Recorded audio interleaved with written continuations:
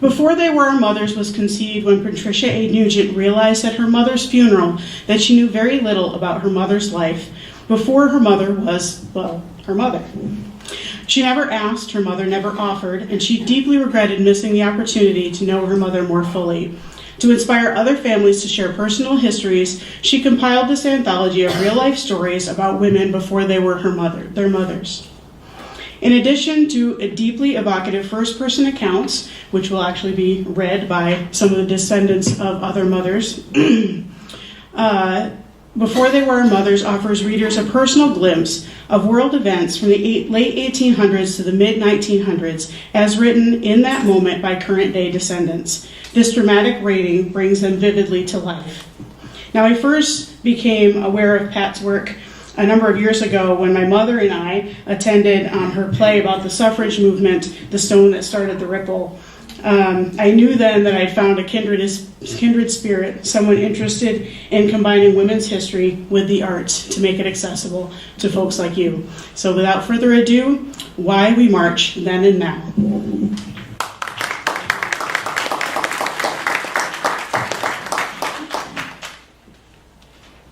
I'm not prejudiced, but poor people drain our system.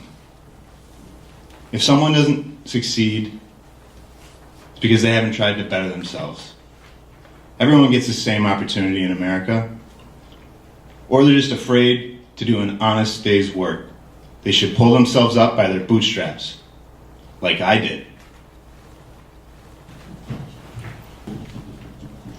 Mary, 1907. After school, George and I begin our 4-mile hike home. The heat of Indian summer makes it seem like a very long time since we left home this morning to walk through the dew-covered pastures. We stop for a moment, and I ask George, "Are you all right after being treated so badly in school?" His sad eyes met mine, and he answers, "I felt like crying, but I had to be brave." "Me too," I respond.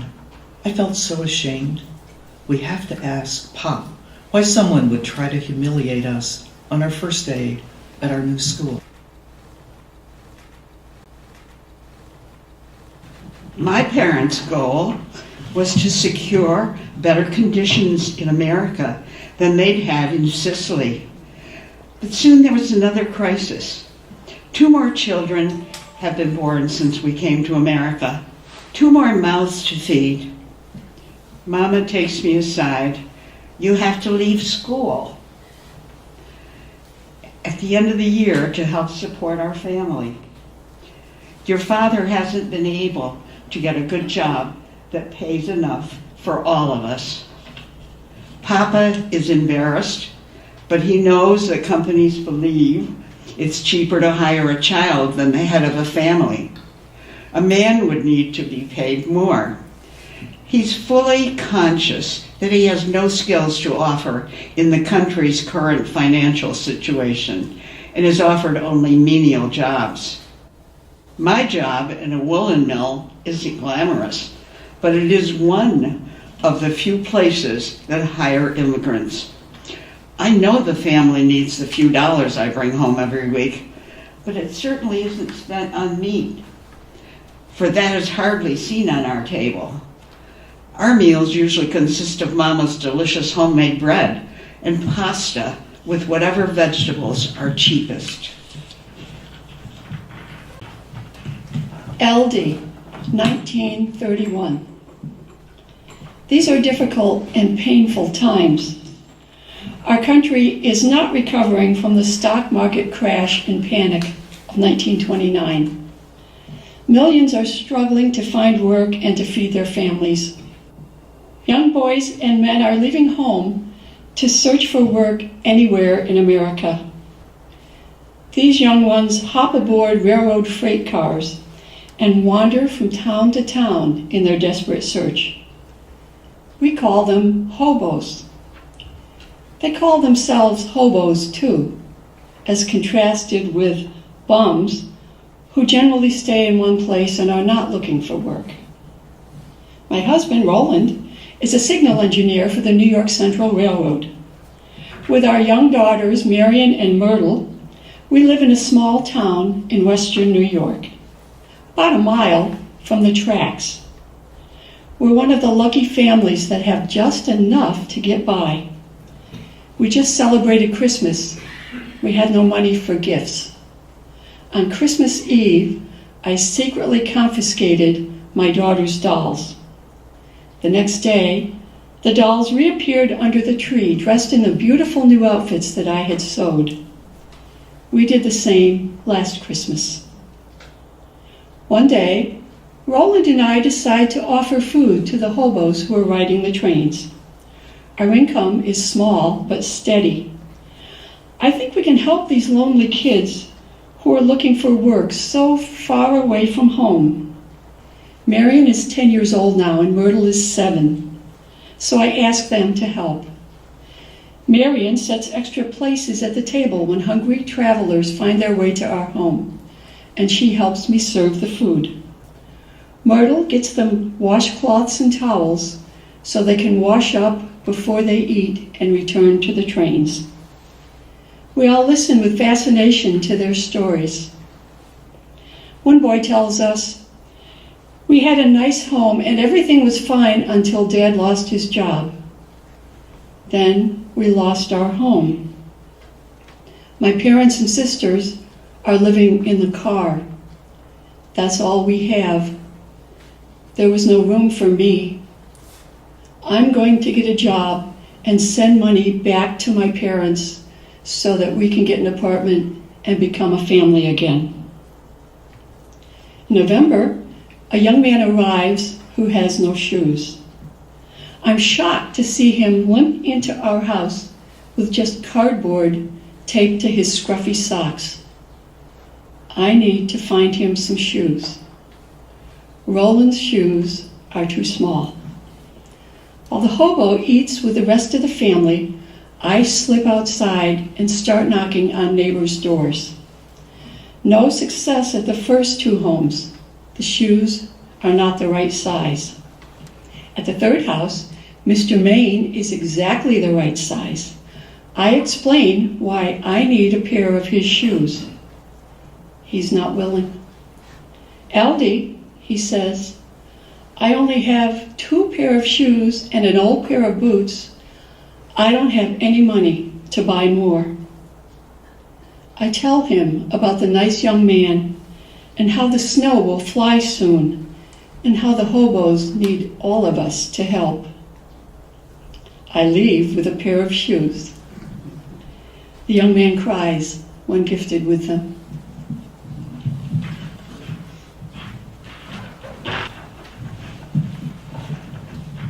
Maria, 1932.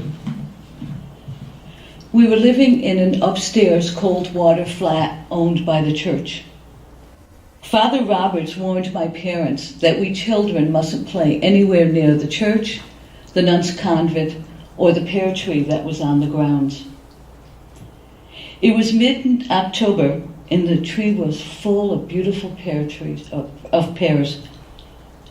I convinced my brother that the nuns wouldn't mind if we ate the pears that had fallen. That would not actually be stealing. We were very careful to only take a few, making sure that they were the rotten ones on the ground. When you're hungry, even rotten pears are a treat. That night, the priest banged on our door. He announced to my parents that we must move immediately because the nuns saw us stealing, and that was a sin. I couldn't believe this was happening. What had I done? How could I have gotten my family into this situation? I was so confused that a priest and nuns could be this mean. In that moment, I remembered my mother teaching me, "Maria, Dio ti ha data una voce, usarla." Maria, God has given you a voice, use it. I blurted out, "Father Roberts, I confess it was my fault. We only took the pears that had fallen. I never thought it was a sin because we did not pick the good fruit. Father, no one else would want those rotten pears." Isn't letting God's food go to waste the real sin? He didn't answer me, but instead, he spun around to address my parents. I'm happy to be rid of you. I never liked your kind. I asked him, what kind were we, Father? His face was twisted red with hate as he spat out, Italians. What kind are you? My father's strap came out that night after the priest left. Maria, why must you always make trouble for the family? Why don't you just try to fit in and do as you're told? I told him I was sorry, but it was too late. We were forced to move with no place to go. The weather was starting to turn cold, which made it so much the worse.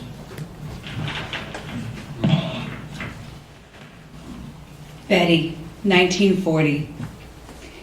After struggling up the stairs, I scrub my shoes and soak my dress, stockings, and undergarments.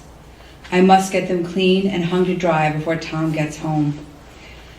I swallow a blackish-greenish iron pill, so Tom won't see me take it with dinner. All I've had to eat today were hospital cookies and juice hours earlier. The iron hits my stomach like a boulder and immediately forces itself back up into the sink. I slump to the floor and give myself the luxury of another good cry. Crying doesn't cost a thing. As the bell strikes 7, I pull myself up and pat my puffy face with some cool water from the tap. My brain spins as I force my way through my evening routine. I place my less than exciting dinner on the table, mostly food from tins and some stewed pears Mother sent from her garden. Rounds of tears threaten, but I force them down and bring a smile to my face. Nicholas, I disagree with your comments about low-income people. Almost 18% of New Yorkers today are living in poverty, and a high percentage of those are children.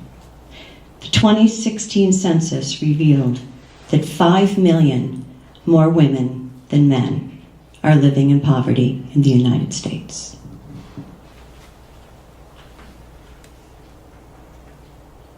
What do women want anyway?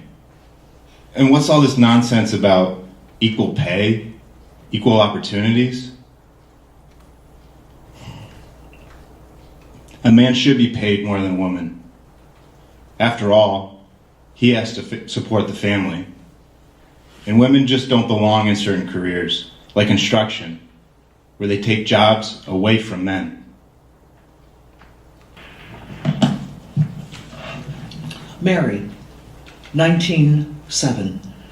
When Miss White became our teacher in 1913, all us Loomis children improve in school. I'm taking algebra and Latin. My greatest hope is to finish high school. Then Pop loses one of his hired workers. I'm now expected to milk cows before dinner.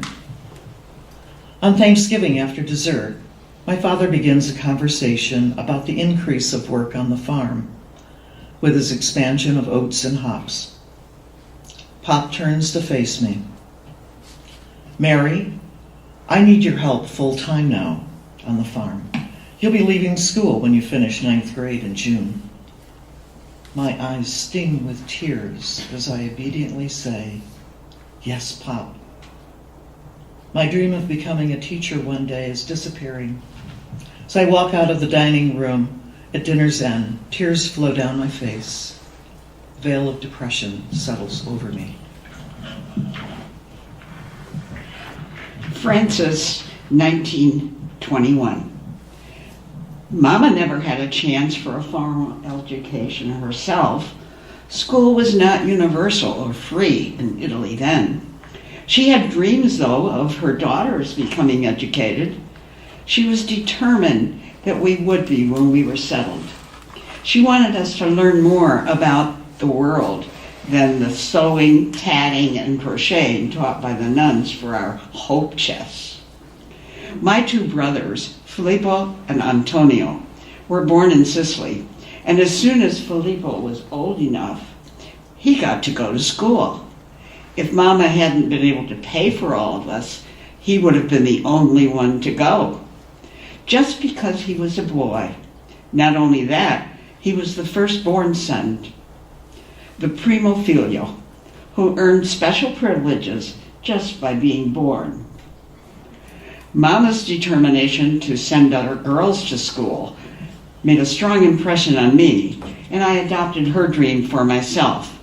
Now that I'm in America, I am going to school, not just the boys, like in Italy.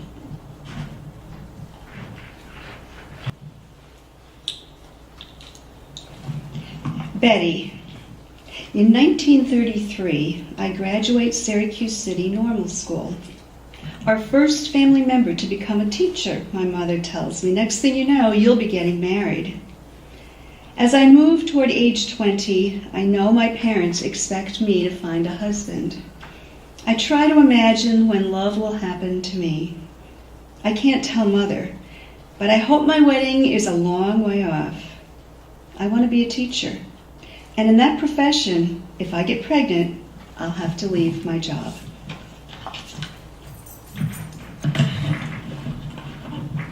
Dorothy, 1937.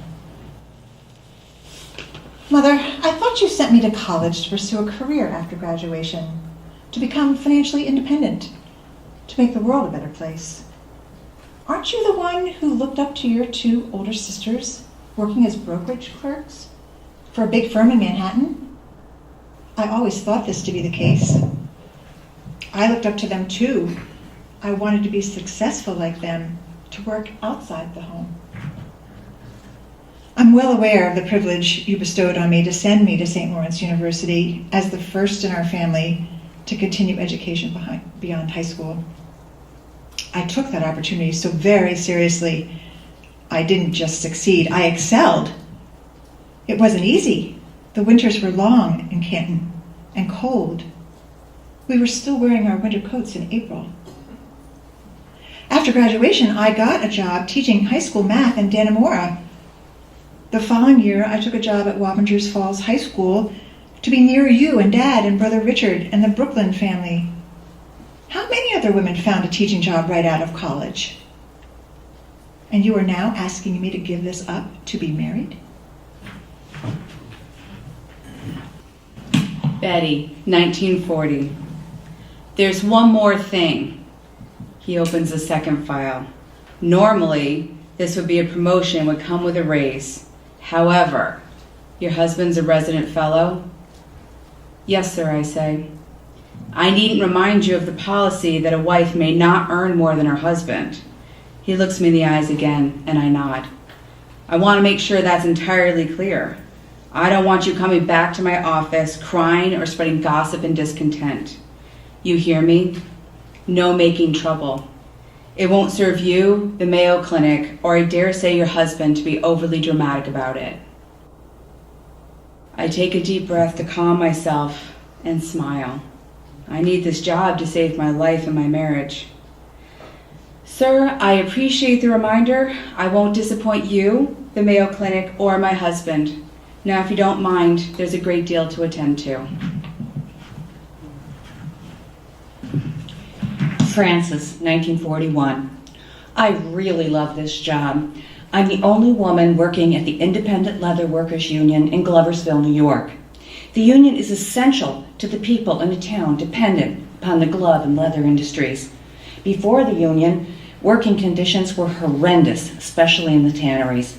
I know I'm only a secretary, but in my mind, my job helps all the workers and their families. And this is a far cry from the future my father and I had planned when I was 10 years old. My father was an accomplished pianist, and during one of our weekly piano lessons, when I had him all to myself, we planned my future. We planned a career for me in nursing. The local hospital offered a top-notch nursing program, and I couldn't wait to grow up. My father was a gentle and resourceful man, supporting a family of 6 children during the Depression. And somehow he managed to support my dreams at the same time. That dream died along with my dad when I was 14. I was devastated, and my life would never be the same. If only my mother had let me finish high school. She was the one who insisted I quit 2 years ago. In fact, she quit for me. I arrived home from school one afternoon and she told me in her matter-of-fact way, "Frances, I was able to get you a job at the grocery store. You are finished with high school." What about my plans for nursing school? Mom screamed. She rarely used any other tone when we were together. "You're a woman. Education is wasted on women. Once you're married, you won't be working anyway. Right now, we need money to support this family." We screamed at each other until I ran out of the house, slamming the door. There was nothing to be done. She made it clear that I was to help support the family or go out on my own. I spent the weekend at my sister Alice's house to let things cool down. But I soon came up with an alternative plan for my future. Gloversville High School offered secretarial courses at night. I managed to keep that stupid job at the grocer's until I could get my certificate in shorthand typing and bookkeeping. With certificate in hand and help from my older brother Ernie, I was able to get this great job with the union. The United States Census revealed more than a $10,000 annual difference in median earnings between men and women in 2016. Women are paid roughly 80% of what their male counterparts are paid. And even in the exact same jobs, they typically earn less. I'll never figure women out. They trap men into marriages by getting pregnant, and we guys have to pay for it. It's her job to prevent a kid. And women want it all. Careers and kids. Someone has to stay home. Her. Frances, 1925. When my sister disgraces herself and our family, Mama and Papa inform me, "You have to get married." "Please, not yet," I beg, unable to stop the tears. "I promise I won't even speak to a man if you don't make me get married now." I've been in this country only 5 years and have hardly had a chance to get used to American ways before I have to adjust to another change. My pleas fail. I will be married as soon as they can find an eligible suitor. My parents consult a marriage broker who identifies a young man whose character and history they approve. I see my dreams of education fly out the window. At least they allow me to meet the man before we go to the altar. They and the broker arrange for me to get on the trolley where he's sitting near our home so I can get a look at him, supposedly without his knowledge. He looks kind. He's not bad looking. I'm thinking, I probably could do worse if I hesitate. My dream of going to school is on hold. I've replaced my old goals with the new ones Gus and I will be sharing.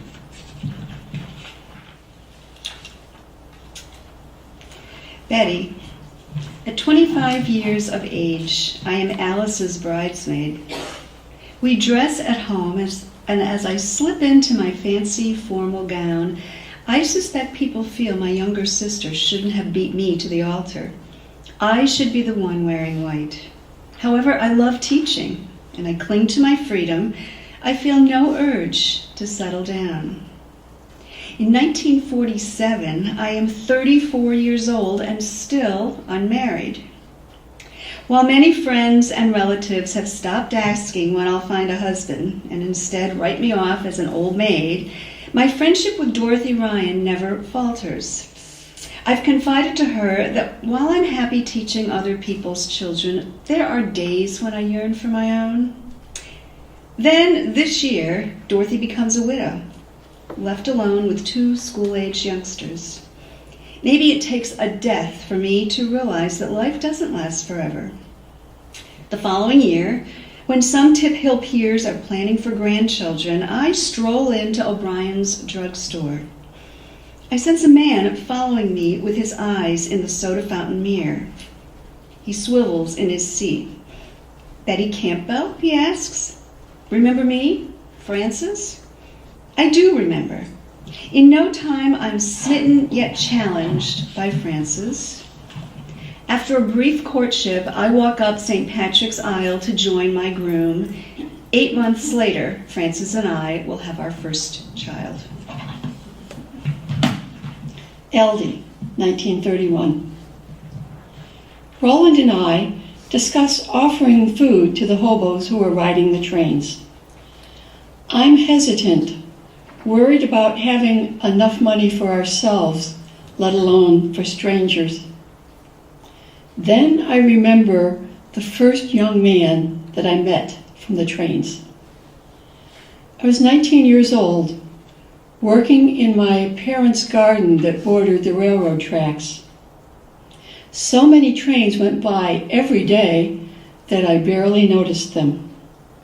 Until the day one train came to a grinding stop just past the edge of our yard. A handsome young engineer hopped off the train, walked across our yard, leaned over the garden fence and said, "Hi, I'm Roland. I noticed you from the train, and I just wanted to meet you." A year later, we were married. That boy from the trains changed my life. Dorothy, 1937. Dear Mother, I'm not certain where to begin, but begin I must. I received your latest letter, and I'm very upset by it. I must let you know my true feelings. You assault my capabilities when you question my ability to get the new apartment ready. You accuse me of judging your help as unsatisfactory even before you offer it. And then you tell me about all the people you're writing letters to, including my fiancé and his mother, without letting me know the content. Apparently you believe I'm negligent in getting thank you letters in the mail. I feel insulted by this. The worst part is that twice you tell me to be thoughtful of Dick. He's so good, you write. You cannot issue a written directive to convince me to be good to Dick. How else would I treat the man I'm to marry? The man you're forcing me to marry? For too long, I have succumbed to your directives. I understand and appreciate your concerns for my future welfare, given your tenuous hold on life. But it is my life you are deciding, causing me to feel pressured and confused. When the chemistry teacher at Wappingers Falls High School started showing an interest in me, I was flattered, but I didn't take our date seriously. Apparently you and he did. It felt as though he came to the house for Sunday dinners to visit you, Mother. It was you who grew fond of Dick, not me. But to promise my hand in marriage to him without consulting me first? What were you thinking? Why would you accept a marriage proposal on his behalf and not mine? Do you realize, Mother, that you are forcing me to choose between a career and marriage? Married women do not get hired as teachers. Look at the sacrifices your sisters made to remain in their jobs. They had no children. A few years ago, Congress passed the Federal Economy Act to limit government employment to the household head, typically the man. The federal government is trying to keep women in the home to care for the family. That's not fair. I have a college degree. You are living on borrowed time, and it seems your ultimate goal is to see me and Richard both happily married before you leave us. Is that the reason? If so, I will try to understand your wishes for me. I chose to go to college to have a career, and I'm off to a good start. If I must marry now to please you, I know that someday I will make a difference in the lives of students so that they remember my words the way I remember the words of my first grade teacher. I will do this in spite of the marriage thrust upon me. I will make that work too. I will find ways to love this man you adore, to bear his children, to cook his meals and do his laundry. And I will make him laugh and learn to love and accept the things that I cherish. I I will give in to this union with hope for a loving future. I do this for you, Mother, so that you may die in peace. Your dutiful daughter, Dorothy. Betty, 1940. This'll worsen. We need to call your husband in to make some decisions. He leans in and speaks softly. I can smell the starch and cigar smoke on his shirt.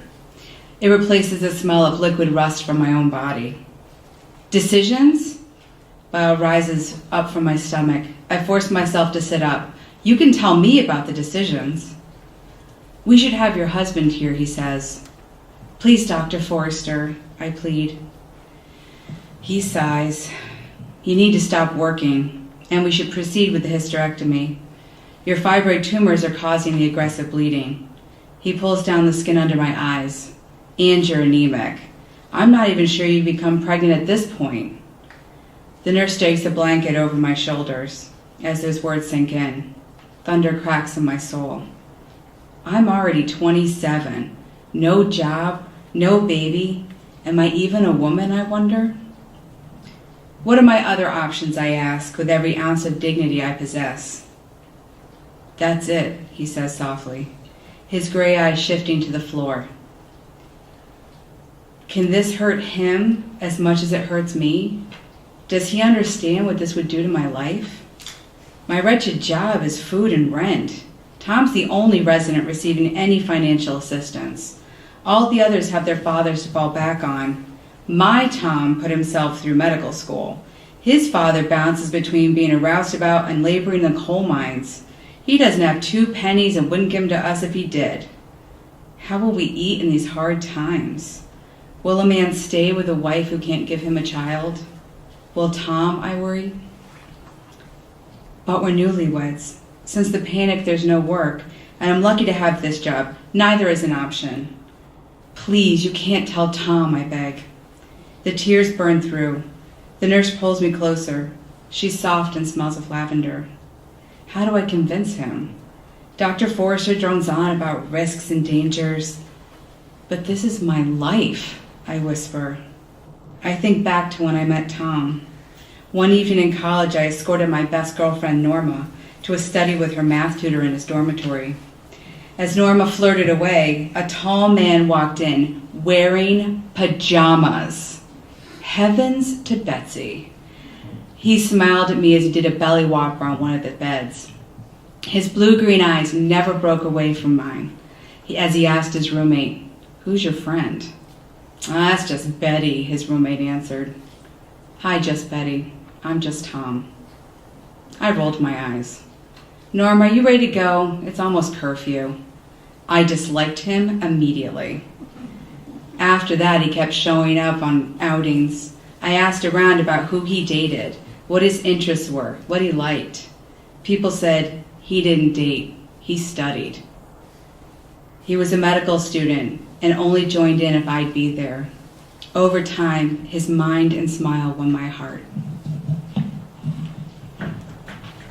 Francis, 1941. I got so little sleep last night I can't concentrate on transcribing yesterday's dictation. My mind keeps going back over the past few weeks. How did this all begin? How could I have stopped the unwanted passes from my boss? At first, I was just a little put off by his behavior. He started out by complimenting my appearance. One day he commented, "Francis, you have great legs. You should wear that dress more often." If a man said that to me at a dance, I might have been flattered, but his tone made me uncomfortable. I could feel my face turn red, yet I remained polite as I replied, "Thank you," but I felt like slapping him. What kind of girls does he think I am? He's not my type at all. I'd never date anyone who was short, chubby, and married. A few days later, he probed, "What are you doing after work?" My stomach churning, I replied, I'm expected at my sister Alice's tonight to look after my nieces." It wasn't totally a lie.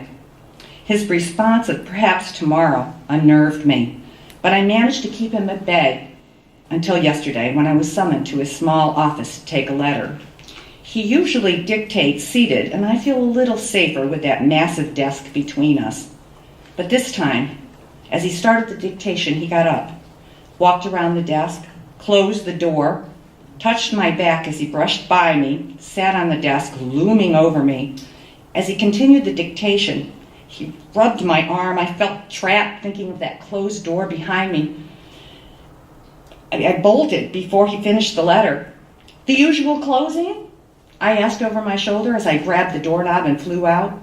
Later, he made a point to walk by my desk, putting a hand on my shoulder with a slight squeeze like we'd shared something special. My stomach flipped over. I've had enough of this jerk. In a recent survey, 81% of women reported that they have been sexually harassed at work. Viagra was universally covered under the Affordable Care Act. However, employers could opt out of offering women birth control. Nationwide, there are 50 fewer Planned Parenthood clinics today than just 4 years ago, leaving low-income women with few or no options for cancer screenings, birth control, or preventive health care.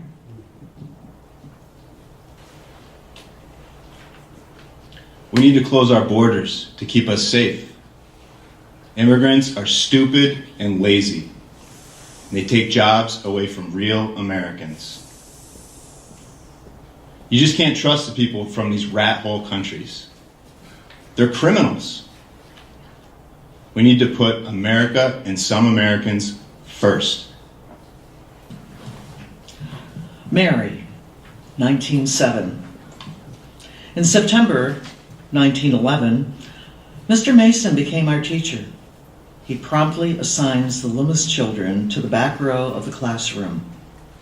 Pop warns us to behave because the Mason family had been most maligned by the Loomis gang. I'm not going to worry about anything, but trying to be a good student, I decide.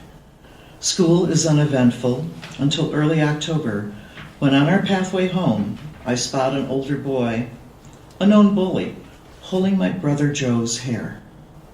I shout, "Pick on someone your own age. He's only 6 years old." He moves his freckled face close to mine and says, "Make me." Someone calls him Red. As he pushes Joe to the ground, I scream, "Stop now, Red!" He turns his tall, lanky body toward me, ready to make me his next victim. "Little Miss Horse Thief," he growls maliciously. He hadn't noticed me slipping a couple of rocks into my dress pockets. Catching him off guard, I trip him with my foot, sending him sprawling to the ground. "You will leave us alone," I shout as I give Red the thrashing of his life. It helps to have my fists clutching rocks as I pummel him. My parents had warned me never to start a fight, but I figure Red started this one. "Please stop," he begs. "Never, ever touch my sister or brothers again." A small crowd of kids had gathered. Their cheers made me feel like a hero. When we reached home and report our news, Mother said, "Good for you. Protecting your sister and brothers from bullies is a good reason to fight, if you absolutely must." Since Mother's mood seems so light, I inquire after checking my spelling test against my book. I know I have a perfect score, but Mr. Mason always gives me a C. Do you think he's lowering our grades because of his family vendetta against the Loomis family? Mary, my teachers were the Sisters of Charity. They always taught us to pray for patience and fortitude in difficult situations. Well, doesn't it seem unfair for a teacher to lower our grades, I press? We are powerless in this situation, Mary. Before bed tonight, we will begin a special prayer for our tormentors, asking that they find the love they need to feel peace rather than abuse us. Thank you, Mother. That's such a good idea. It will feel good to pray for a teacher who, even if he doesn't like us.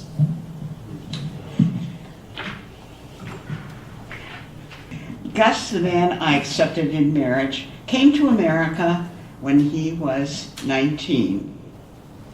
Some people from Sicily had settled in Jamestown, so he moved here to try his luck. He worked in a bakery owned by a compatriot from Villa Rosa, Sicily, until he was able to get a job in a factory that paid a living wage. After we were married, I confided to Gus, we must pay attention to how educated Americans speak. We can learn a lot by studying them. My English is free of the grammatical errors in the speech of many immigrants. So I am able to negotiate with the Americani who hold our destiny in their hands for all our financial affairs. Not long after we were married, friends built a weekend home in Lakewood, a village outside of Jamestown.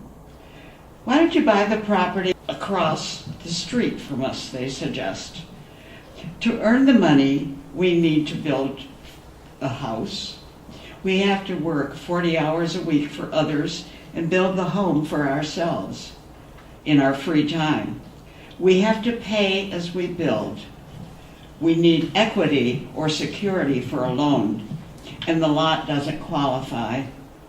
Banks don't easily grant loans to immigrants, especially to Italians in the community of Northern European immigrants. They arrived first, and they suspect us of wanting their jobs.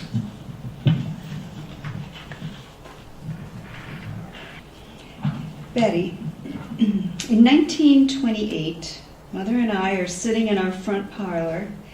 You know, Al Smith is the first Catholic to run for President of the United States, she tells me. We've talked about him in school. Do you think he'll win the election? Not if the Ku Klux Klan has their way. The Klan hates Catholics, and they're supporting prohibition. They're turning Smith's fight against Hoover into a bitter one. I've seen newspaper pictures of burning crosses and white-sheeted figures. Although I do not believe every Catholic teaching, my heart stirs with anger to think anyone hates because of how someone else worships. My mother's decision to campaign for New York Governor Al Smith is not a total surprise. In addition to being a Democratic Catholic and part of the progressive movement, Smith is also Bertha Gott's father-in-law. The Gott family is from Syracuse. For decades, Bertha's father, William, worked with Pa as an engineer on the New York Central Railroad. My mother and Bertha's mother are members of the Railroad Women's Auxiliary. In 1920, the 19th Amendment granted the nation's women voting rights, although in New York State, we'd won the battle 3 years earlier. Mother cherishes the victory, and I can't wait. In 6 years, at 21, I'll be able to vote. In 1928, the temperance movement is at its height. Mother and Pa enjoy their whiskey, so Governor Smith's anti-prohibition stance delights my parents as much as his Vatican faith. Most men around here will probably pull the lever for Smith, Mother says. Women will be a different story. Why will women be different? When the law changed, minds didn't change as quickly, Mother explains. Even today, many men still don't believe women should vote. But everyone lives by the same laws, I argue. Shouldn't everyone vote for the people who make them? You'd expect so, she says. But some women think it's not their place. They're content to let their husbands select the leaders. I find this unbelievable. I'll never be one of those women. How can that happen? I hope it won't happen. Mother takes up her sewing. I'm going to campaign for Al Smith. You're welcome to come along, Betty. And so I do. I am not a rebel. I am a witness. Risk takers surround me, and the greatest of them is my mother. In an era of transformation, she raises me to embrace change. Our spunk comes from believing in possibilities and from a little bit of Irish luck. Eldie.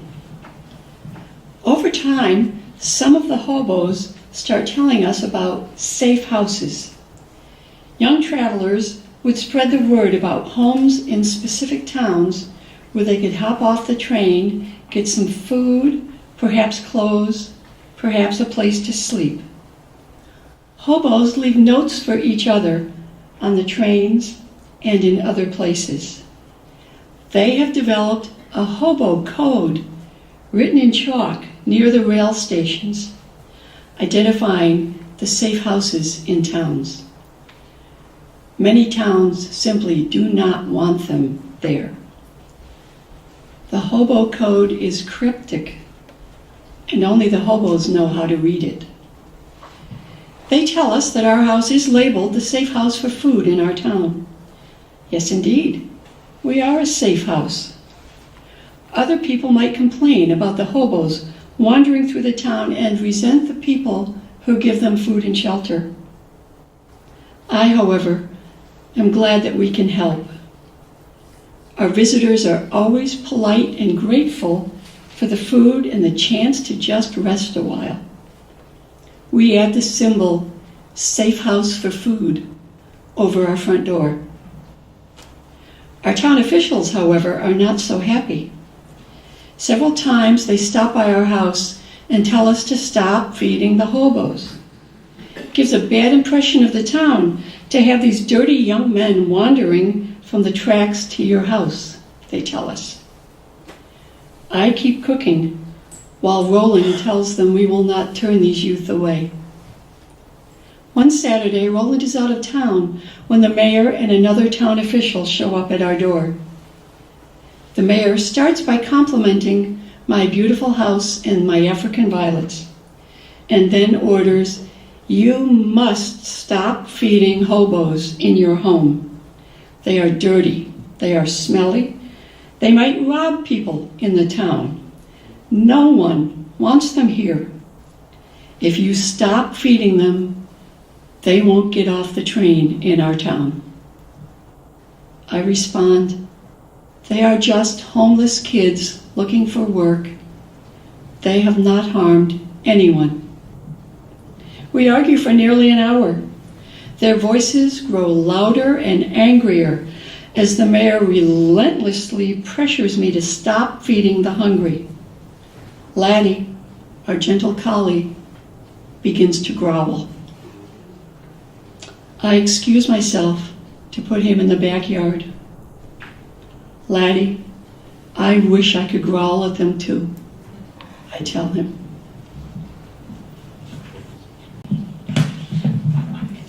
Maria, 1932. When I saw the Statue of Liberty, my mother told me it meant we were welcome.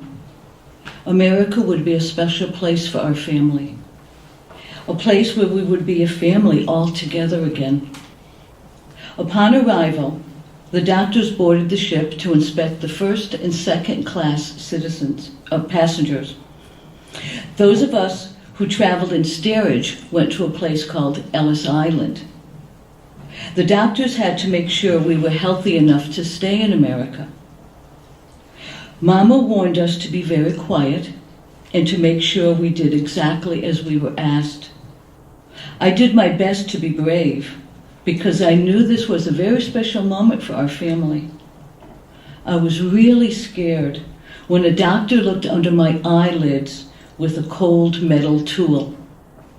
But I stood very still, even though I was shaking inside.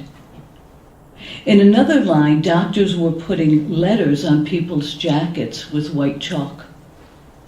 If the doctor scrawled an X on you, it meant he thought that something was wrong with your mind. Maybe you were a little crazy. I heard awful stories about sick children and old folks being sent back to Italy. But not us. We were not given any white letters, but instead we were presented with admittance papers. We were allowed to enter America. We weren't going back to Italy. We were good enough to stay. The doctor said so. We were not WAPs. We are not without papers. But sometimes I wonder, did the doctor make a mistake? Could he send us kids back? Nicholas, close to 800,000 dreamers, illegal immigrants who've lived here since childhood, could face deportation and separation from their families with the recent rollback of DACA. Yet our country is becoming more reliant on immigrants to keep our labor force growing. Immigrants currently comprise about 17% of our labor force, filling gaps due to retirement and lower birth rates of native-born workers.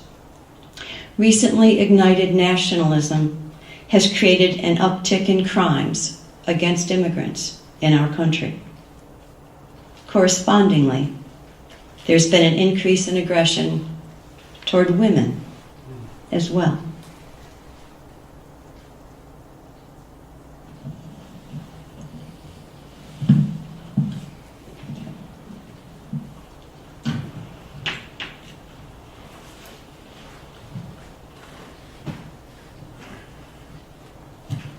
Well, why didn't you say so? How ignorant I've been to not be more sensitive to the struggle for equal treatment in the workplace, in society. Those of us that haven't lived through discrimination, we have a hard time appreciating what that must be like to go through. How can I help? Well, you can vote. And there's a meeting here tonight. Yes.